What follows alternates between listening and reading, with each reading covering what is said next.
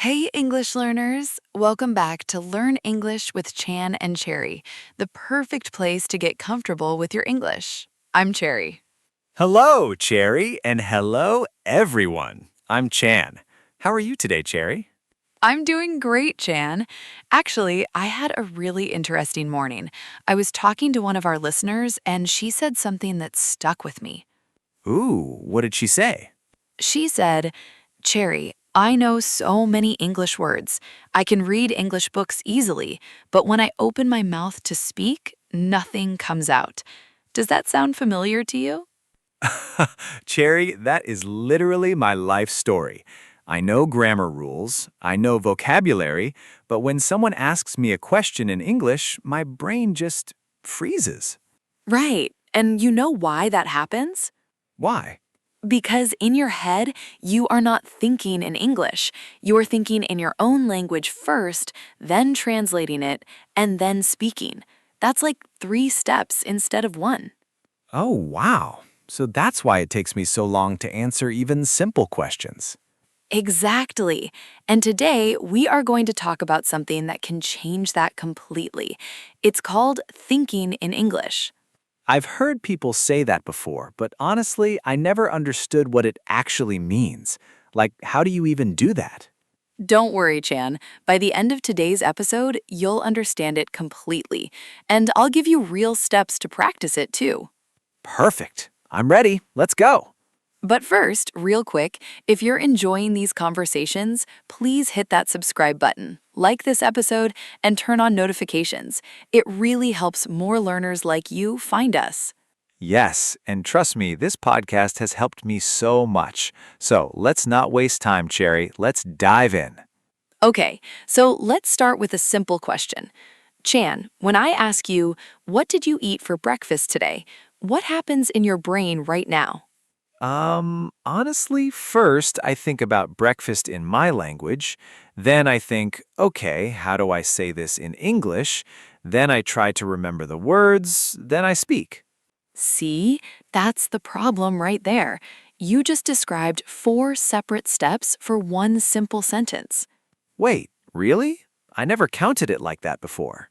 Yes, and here's the thing. Your brain can only hold so much information at one time. When you're busy translating, you don't have space left to actually focus on speaking clearly or listening well. That actually explains a lot. Sometimes I'm so busy translating in my head that I completely miss what the other person just said. Exactly. Let me tell you a funny story. I have a friend. Her name is Mira. When she started learning English, she was translating everything word by word. Oh no, what happened? So one day she wanted to say, I'm starving, meaning she was very hungry. But in her language, that phrase means something related to death from hunger, like literally. Oh no. So she translated it directly and told her English boss, I think I'm dying. I need food now. Her boss got so worried he almost called an ambulance. No way, that's hilarious. But also, I totally understand how that happens. Right? Direct translation can create such strange and sometimes embarrassing situations, and that's exactly why thinking in English matters so much. Okay, so Cherry, I get why it's important now, but how do I actually train my brain to think in English? Like, is there a trick? There's no magic trick, but there is a simple method. Think of it like learning to ride a bicycle. You mean like practicing until it becomes automatic? Exactly. When you first learned to ride a bike, you were thinking about every single movement, balance, pedaling, steering. It felt impossible, right? Oh, yeah, I remember falling like 10 times. But now you don't think about any of that. You just get on and ride. Your body does it automatically. That's what we want your brain to do with English. So basically, I need to practice so much that English becomes automatic, like riding a bike? Yes. And here's the interesting part. You don't start with big sentences. You start with small, simple thoughts. What do you mean by small thoughts? Okay, imagine you're looking at your coffee cup right now.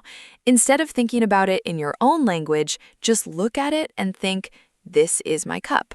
It's warm. I like coffee. Simple, short thoughts, directly in English. Oh, so it's not about translating sentences, it's about creating new thoughts directly. Exactly. You're building a new habit, not translating an old one. That actually sounds doable. I always thought thinking in English meant I had to be like super fluent already. No, that's a common mistake people make. You don't need to be fluent to start. You need to start to become fluent. Wait, say that again? You don't need to be fluent to start thinking in English. You need to think in English to become fluent. It's the process, not the result. Okay, that makes so much sense now. So what's the next step after small thoughts? The next step is narrating your day. This is one of my favorite techniques, and I use it even now. Narrating? You mean like talking about what you're doing? Yes. For example, right now, I could think, I'm sitting in the studio. I'm talking with Chan. We're recording a podcast. Just describe your actions in your head, in English, throughout the day. Wait, so even boring, normal moments, like brushing my teeth or making tea? Especially those moments, because those are the moments when your brain is relaxed, and it's the perfect time to build this habit without pressure. Okay, I'm actually going to try this after our recording. I'll be like, I'm walking to my car. I'm opening the door.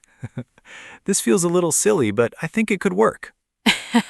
It feels silly at first, I promise you, but give it 1 week and you'll notice something surprising. What will I notice? You'll notice that when someone asks you a question, you won't need those extra seconds to translate anymore. The English will just come out naturally. Wow, I really want that. Okay, wait. Here's the interesting part I want to ask. What if I don't know a word while I'm thinking in English? Like, what happens then? Great question. This actually happens to everyone, even advanced learners. And here's what you do. You don't stop and go back to your language. You describe it instead. You mean like explain it in a different way? Exactly. Let's say you forget the word umbrella. Instead of stopping, you think, that thing you use when it rains to stay dry. You keep the thought moving in English. Oh, that's smart. Because if I stop and switch back to my language, I lose the whole flow. Exactly right. And this is actually how children learn language too. They don't know every word, but they use simple words to describe things. The round red thing instead of apple, for example. That's such a good comparison. Kids don't stress about perfect words, they just communicate. Yes, and that leads me to something important. You have to let go of perfectionism. This is where things really change for most learners. What do you mean by that, Cherry? Many learners think, I can't think in English until my grammar is perfect, but actually it's the opposite. You improve your grammar and vocabulary by thinking and making mistakes in your head first. So basically, I shouldn't wait until I'm ready to start thinking in English. Correct. If you wait to be ready, you'll wait forever.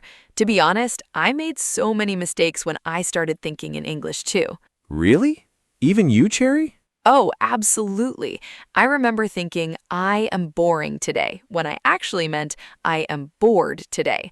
Such a small difference, but it completely changes the meaning. Oh no, that's a big difference, actually. I know, but you know what? That mistake actually helped me remember the correct word forever because I noticed it and I fixed it myself. So mistakes are actually helping me learn faster, not slowing me down? Exactly. Mistakes made while thinking are private, low pressure, and they stick in your memory so much better than a rule from a textbook. This is honestly changing how I see my whole learning process. I always thought silence meant I wasn't learning. No, silence, especially thinking silence, is when the real learning is happening. It's like a plant growing underground before you see it above the soil. Oh, I like that. So it's happening, we just can't see it yet. Exactly right. Now, let me give you one more powerful technique. This one is especially good for people who feel nervous speaking in front of others. Oh, please, I need this one. I get so nervous before speaking English in meetings. Okay, imagine this scenario with me.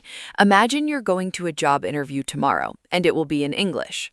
Okay, my hands are getting sweaty just imagining it. Right? That's normal. But here's what you do tonight. You sit down and imagine the conversation happening in your head in English. The interviewer will ask me about my experience. I will say I worked for 3 years in marketing. Oh, so it's like rehearsing a movie scene in my head. Yes, exactly like that. Your brain doesn't fully know the difference between real practice and imagined practice. Athletes do this too. They imagine winning the race before the actual race happens. Wait, seriously? Like, athletes actually do this? Yes, sports psychologists proved this years ago. When you imagine speaking English successfully, your brain builds the same confidence pathways as real experience. That's incredible. So, by imagining conversations, I'm actually training for the real ones?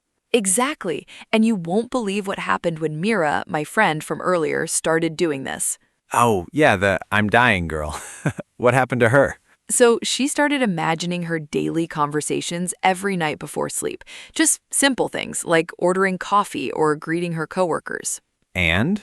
So after about 1 month, her coworker told her, "Wow, your English suddenly got so much more natural. What happened?" And Mira didn't even use any app or course during that time. She just practiced thinking. Wait, that's it? Just from thinking? Just from thinking consistently every single day.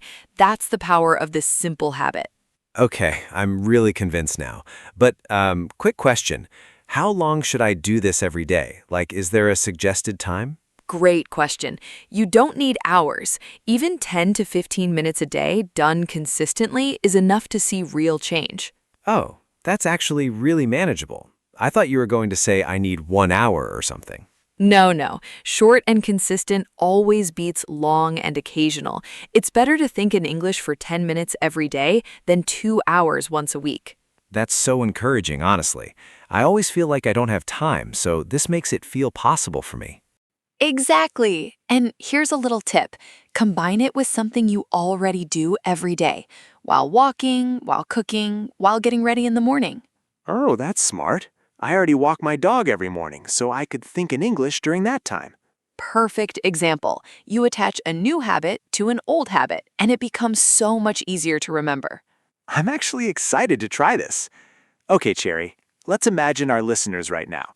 What's one thing they should do immediately after this episode? Great question. I want every listener to try this. Right after this episode ends, look around the room you're in and describe 3 things you see in English in your head. Simple words are perfectly fine. Ooh, I like that. Like, this is my phone. This is my window. This is my bag. Exactly like that. It seems small, but this is exactly how the habit begins. Small steps, repeated daily, create big results over time. You know, Cherry, I feel like today's episode wasn't just about English. It kind of applies to life too, right? Like building any new habit. That's such a good point, Chan. Thinking in English is really about training your brain, and that skill helps with everything, not just language. This has been such a good conversation today. I genuinely feel more confident just from talking about this. I'm so happy to hear that. And remember, this isn't about being perfect. It's about being present and thinking one small English thought at a time. Well said, Cherry. Okay, so before we close today's episode, we want to ask our listeners something. Yes, tell us in the comments, what's one everyday moment where you could start thinking in English today? Maybe it's while cooking, walking, or even brushing your teeth. We really want to know, so drop your answer in the comments below. And if this episode helped you even a little, please share it with a friend who's learning English too. Thank you so much for spending this time with us today. Keep practicing, keep thinking, and we'll see you in the next episode. Energetically, bye everyone, take care, and keep thinking in English. See you next time.